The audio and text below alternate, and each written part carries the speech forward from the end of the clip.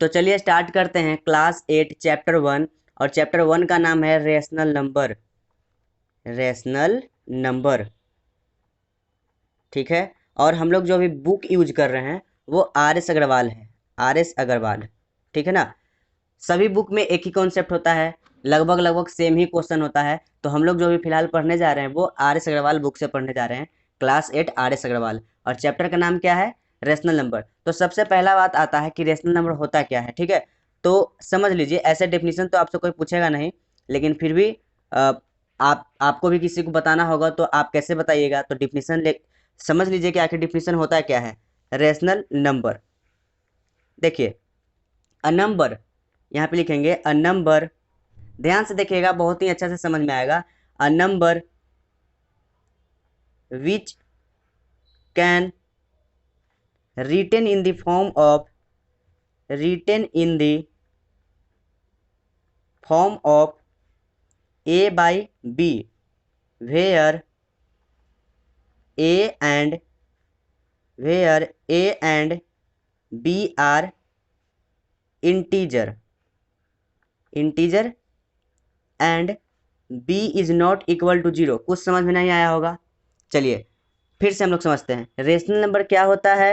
Rational number होता है कि ऐसा नंबर जिसको हम लोग ए बाई बी के फॉर्म में लिख सकते हैं। और ए बाई बी के फॉर्म में लिखने का मतलब, अभी एग्जांपल देंगे, ठीक है। ए बाई बी के फॉर्म में लिख सकते हैं, और ए और बी, जैसे एग्जांपल से आप लोग समझ लिए।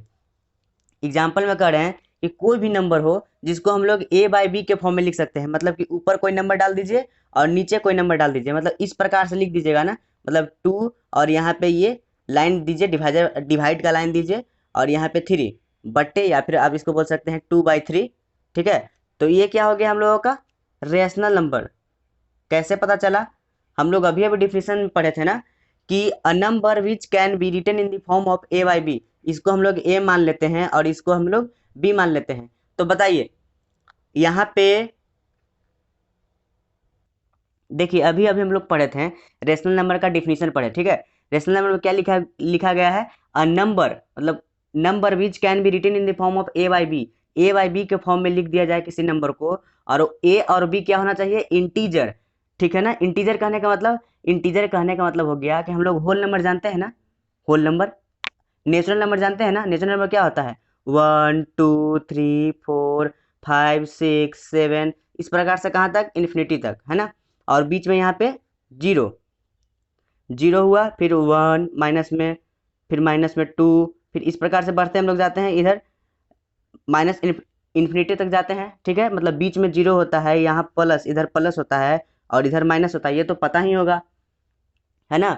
तो मतलब कहने का मतलब ये हो गया कि नेचुरल नंबर और negative of natural number include कर देते हैं जीरो को, तो वो सभी मिलाकर क्या हो जाता है? इंटीजर। इंटीजर देखिए, हम लोग पढ़े थे ना इंटीजर, हम लोग बहुत पहले ही इंटीजर पढ़ चुके हैं कि ये 0 1 2 3 4 5 6 7, यहाँ से कहाँ तक? इन्फिनिटी तक। और ये सभी का निगेटिव, तो जीरो क्या होता है? जीरो तो ना ही तो पॉजिटिव होता है, ना ही तो निगेटिव होता है, ठीक है। इसको आप ना ही तो पॉजिटिव बोल सकते हैं, ना ही तो निगेटिव बोल सकते हैं, इस बात का ध्यान रखिएगा। आपसे कोई कोई पूछ देगा एमसीक्यू में कि जीरो क्या है, पॉजिटिव है या निगेटिव है, तो आपको बोलना है कि जीरो ना ही तो पॉजिटिव है, ना ही तो निगेटिव है। और जीरो के लेफ्ट हैंड साइड में, राइट हैंड साइड में क्या होता है? सभी का सभी प्लस होता है। जैसे देखिए 1 2 3 4 5 6 7, ये सब प्लस है ना। आपको समझ में नहीं आ रहा है कि राइट हैंड लेफ्ट हैंड कैसे पता करें? तो कॉपी पे अपना दोनों हाथ ऐसे रख लीजिए, ठीक है। आप बताइए कि आपका राइट हैंड कौन है? ये वाला है। तो इस साइड, जीरो के इस साइड मान लीजिए कि ये जीरो है, ये जीरो है। यहाँ पे आपको हम लिख कर दिखाते हैं, नहीं समझ में आ रहा होगा। ये मान लीजिए कि जीरो है, ठीक है। तो जीरो के हम अगल बगल में रख दिए अपना दोनों हाथ, और जो आपका राइट हैंड साइड है, ये राइट हैंड साइड हुआ आपका, तो ये इधर जितना भी आएगा अंक वो पॉजिटिव होगा। और जीरो के लेफ्ट हैंड साइड में, ये हमारा लेफ्ट साइड हुआ, लेफ्ट हैंड साइड हुआ, तो इस साइड में जहां भी हम जाएंगे वो निगेटिव नंबर देगा, ठीक है ना। तो यही हम बताना चाह रहे हैं। और ये सब क्या है? पॉजिटिव, इधर गए तो ये पॉजिटिव इंटीजर हुआ, इधर गए तो निगेटिव इंटीजर हुआ। जीरो भी क्या है? इंटीजर ही है, मतलब कि माइनस, यहाँ पे जीरो है, इधर जाएंगे तो क्या होगा? प्लस। तो 1 2 3 4 5 6, इस प्रकार से हम लोग बढ़ते जाएंगे। और इसी का निगेटिव, इधर निगेटिव शुरू होता है, -1 -2 -3, मतलब यहाँ 0 के बगल से 1 2 शुरू करना स्टार्ट कीजिए राइट हैंड साइड में, और 0 के बगल से भी 1 2 करना स्टार्ट कीजिए लेफ्ट हैंड साइड में, लेकिन माइनस लगाते जाइएगा। देखिए हम लोग 0 से इधर भी जा रहे हैं राइट हैंड साइड में, तो 1 2 3 4 करते जा रहे हैं ना, और 0 के लेफ्ट साइड में भी जा रहे हैं तो 1 2 3 करते जा रहे हैं ना, लेकिन सब में क्या लगा दिए हैं, माइनस। तो ये सब क्या होता है, इंटीजर। ये हो गया हम लोगों का माइनस वाला जितना हुआ उसको बोलते हैं निगेटिव इंटीजर, ठीक है, निगेटिव इंटीजर। और ये जितना भी प्लस वाला है उसको बोलते हैं पॉजिटिव इंटीजर, पॉजिटिव इंटीजर। तो हम उम्मीद करते हैं कि आपको इंटीजर समझ में आया होगा कि इंटीजर क्या होता है, ठीक है। अब आते हैं हम लोग रेशनल नंबर पे। तो रेशनल नंबर क्या है, a number which can be written in the form of a by b where a and b are integer. Integer क्या है, तो बात समझ में आया ना। चलिए हम समझते हैं कि आपको समझ में आ गया होगा, ठीक है। तो कोई भी नंबर जिसको हम लोग a by b के फॉर्म में लिख सकते हैं, a by b के फॉर्म में लिखने का मतलब कि मान लीजिए कि एग्जाम्पल में आपको हम दे रहे हैं, यहाँ पे पेज पलट देते हैं, ठीक है। मान लीजिए कि हम आपको एग्जाम्पल में दे रहे हैं 2/3, क्या दे रहे हैं, 2/3। तो हम इसको मान लेते हैं कि a है और इसको मान लेते हैं कि b है, क्या समझ में आया कि नहीं।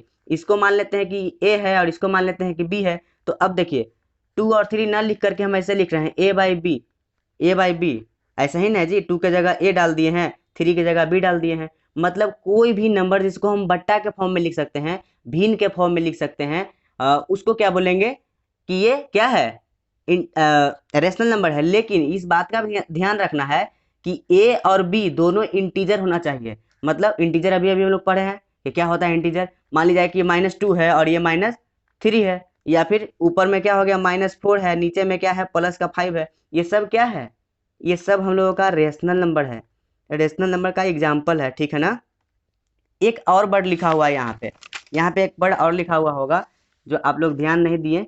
यहाँ पे लिखा हुआ है कि बी नॉट इक्वल टू 0। इसका कहने का मतलब क्या हुआ, बी नॉट इक्वल टू 0 मतलब जैसे कि नीचे वाला जो होगा ना, जो नीचे वाला एग्जाम्पल में आप जैसे कि लिख रहे हैं -4/5, तो ऊपर वाले को हम लोग ए बोलते हैं, नीचे वाले को बी बोलते हैं ना जी। तो नीचे वाला बी, सॉरी नीचे वाला जो डिजिट है मतलब बी, वो 0 नहीं होना चाहिए। अगर 0 हो गया तो वो 0 अगर हो जाएगा तो वो रेशनल नंबर कहलाएगा ही नहीं। क्यों नहीं कहलाएगा, प्रूफ कर दीजिए। तो ठीक है, लीजिए प्रूफ करते हैं आपको। देखिए -4 हुआ ना जी, और हम बोल रहे हैं कि नीचे वाला कभी भी 0 नहीं हो सकता है। अगर 0 हो गया तो वो रेशनल नंबर नहीं कहलाएगा।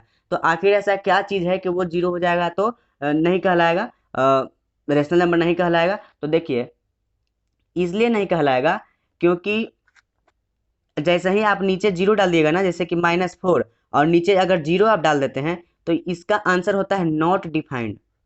नॉट डिफाइंड मतलब किसी भी नंबर में अगर आप 0 से डिवाइड देते हैं तो वो नॉट डिफाइंड हो जाता है, उसको डिफाइन आप नहीं कर सकते हैं।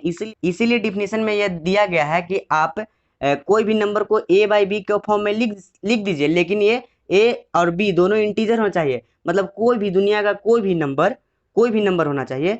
और जैसे कि -3 -2 इंटीजर वाला, सिर्फ इंटीजर वाला जो भी नंबर है वो सब, और -2 -3 4 5 ये सब क्या इंटीजर है ना जी। बी भी होना चाहिए इंटीजर ही, लेकिन बी को हम लोग 0 नहीं बनाएंगे, मतलब 0 नहीं रखेंगे। अगर 0 रख देंगे तो वो अनडिफाइंड हो जाएगा, तो अनडिफाइंड को हम लोग रेशनल नंबर नहीं कर सकते हैं। तो उम्मीद करते हैं कि रेशनल नंबर बहुत ही अच्छा समझ में आया होगा। फिर से एक बार रिवाइज मार लेते हैं कि रेशनल नंबर उस नंबर को कहते हैं a number which can be written in form of a by b. मतलब a बाई बी के फॉर्म में जो भी लिख देंगे वो क्या कहलाएगा, रेशनल नंबर। लेकिन इस बात का ध्यान रखना है कि a भी होना चाहिए क्या, इंटीजर, और b भी होना चाहिए इंटीजर, और b को हम लोग कभी भी 0 नहीं लिखेंगे। लेकिन एक बात और मन में आया होगा डाउट कि 0 भी तो इंटीजर ही होता है, 0 भी तो इंटीजर ही होता है। जैसे कि 0 के इधर गए तो पॉजिटिव और 0 के इधर गए तो निगेटिव, ये सभी को मिला दिए तो ये एक इंटीजर बनता है। इधर वाले को निगेटिव इंटीजर, इधर वाले को पॉजिटिव इंटीजर, और 0 भी तो इंटीजर के ही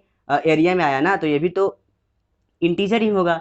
तो फिर हम 0 क्यों नहीं रख सकते हैं, बी पर अगर हम लोग 0 रख देते हैं तो वो अनडिफाइन हो जाएगा। अब हम लोग को पढ़ना है पॉजिटिव रेशनल नंबर क्या होता है। क्या क्या हम बोले अभी, पॉजिटिव रेशनल नंबर क्या होता है।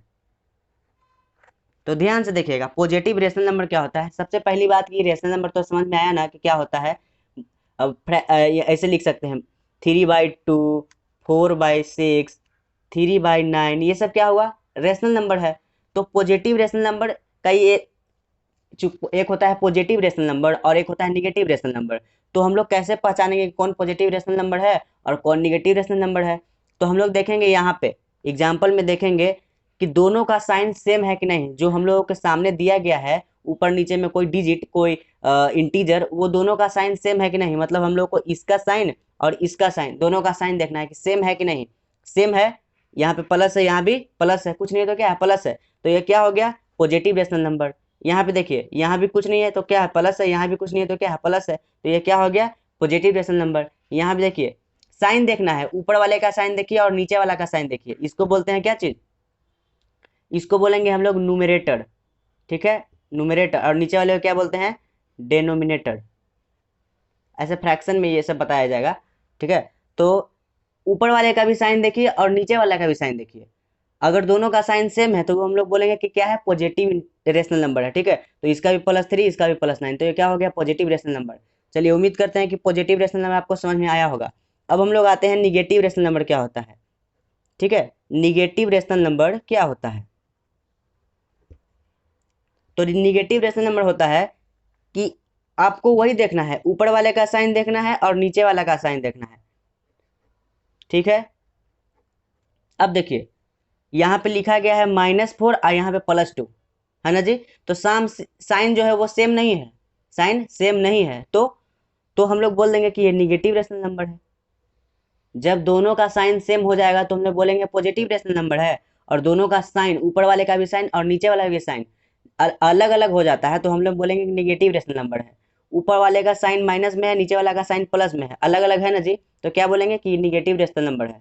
ऊपर वाले का साइन माइनस में, नीचे वाला का साइन प्लस में, तो हम लोग क्या बोलेंगे जी कि ये निगेटिव रेशनल नंबर है। मतलब कि साइन अगर अलग अलग आ जाता है ऊपर वाले का और नीचे वाला का, तो हम लोग बोल देंगे कि निगेटिव रेशनल नंबर है। अच्छा एक बात और, एक कंफ्यूजन और रह गया।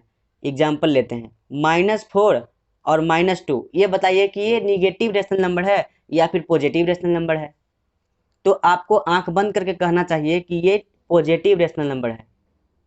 ठीक है, अब बहुत सारे लोग सोच रहे होंगे कि क्यों पॉजिटिव रेशनल नंबर है, साफ साफ तो दिखाई दे रहा है कि ये माइनस में लगा हुआ है, ये भी माइनस में लगा हुआ है, तो हम इसको पॉजिटिव क्यों बोलेंगे, ये तो माइनस में लगा हुआ है तो निगेटिव हो गया। नहीं, ऐसा नहीं होता है। दोनों का साइन देखना है हम लोग को, ऊपर नीचे, और दोनों का साइन साइन देखना है। ऊपर वाले का भी साइन क्या है माइनस है, नीचे वाले का साइन क्या है माइनस है। इसका मतलब कि माइनस माइनस कैंसिल हो गया आपस में, तो बच गया क्या 4/2, तो ये क्या हो गया पॉजिटिव रेशनल नंबर। ठीक है ना, तो इस बात का ध्यान रखना है कि पॉजिटिव रेशनल नंबर और निगेटिव रेशनल नंबर कैसे पहचाने कि कौन पॉजिटिव रेशनल नंबर है और कौन निगेटिव रेशनल नंबर है। ठीक है, अब हम लोग को एक दो प्रॉपर्टी पढ़ना है। ठीक है, रेशनल नंबर में हम लोग को एक दो प्रॉपर्टी पढ़ना है, जो पढ़ लेते हैं। एक पहला प्रॉपर्टी है, पहला प्रॉपर्टी हुआ आपका कि अगर a/b लिखा हुआ है, कोई रेशनल नंबर है, अगर और नन जीरो से, हम लोग नन जीरो से, याद रखिए हम लोग क्या बोल रहे हैं नन जीरो, मतलब जीरो नहीं होना चाहिए। अगर नन जीरो नंबर से हम लोग अगर मल्टीप्लाई करते हैं तो कोई भी फर्क नहीं पड़ेगा रेशनल नंबर में। जैसे कि ऊपर में अगर हम m से मल्टीप्लाई करते हैं तो नीचे में भी हमको m से ही मल्टीप्लाई करना होगा। ठीक है, तो देखिए ये हो गया am और ये हो गया bm, कुछ फर्क पड़ा?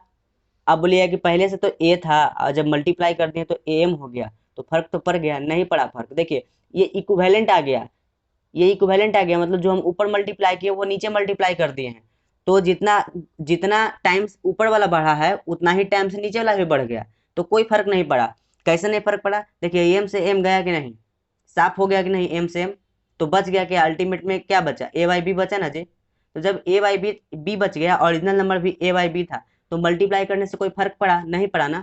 तो हम लोग को इक्विवेलेंट फ्रैक्शन निकालने के लिए भी कहेगा तो हम लोग को ऐसा ही करना है कि कोई भी एक नंबर से ऊपर भी मल्टीप्लाई कर देना है, नीचे भी मल्टीप्लाई कर देना है। ठीक है, तो ये सब तो अभी थ्योरी टाइप का है, जब हम लोग क्वेश्चन पे आएंगे तो पढ़ेंगे ठीक से, लेकिन हम लोग को जानना जरूरी है थ्योरी, डायरेक्ट क्वेश्चन पे नहीं भागना चाहिए, कुछ थ्योरी भी पढ़ लेना चाहिए। ठीक है, तो एक प्रॉपर्टी 2 है, प्रॉपर्टी 2 है, उसमें क्या कहता है कि अगर a/b, अगर a/b कोई रेशनल नंबर है और इस दोनों में से कोई कुछ पार्ट कॉमन है तो उसको हम निकाल सकते हैं।